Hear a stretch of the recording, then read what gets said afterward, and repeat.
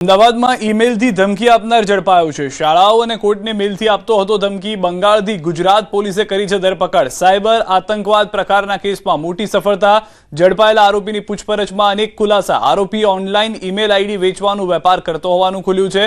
આરોપીના વેચેલા આઈડીથી ખાલિસ્તાન સમર્થનમાં કરાયેલા મેલ ગુજરાત સહિત કુલ 6 રાજ્યમાં અપાઈ હતી ધમકી। એક મેલ આઈડી $5 ભાવે વેચતો હતો। આરોપી 9 વર્ષ પહેલા બાંગ્લાદેશથી પશ્ચિમ બંગાળ આવ્યો હતો।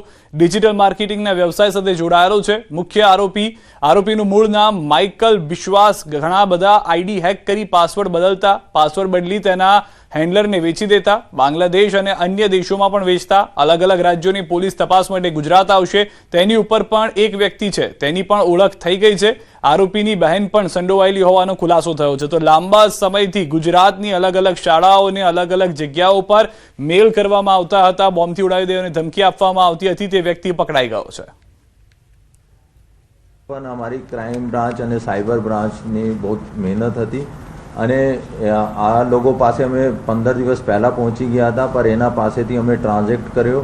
અમે પણ એના યુએસડીટીમાં પૈસા મોકલ્યા અને એને અમે આઈડી આપ્યો અને આ આઈડી જો આપ્યો એનાથી એક દિવસ પછી મહારાષ્ટ્રમાં મેલ પણ થઈ।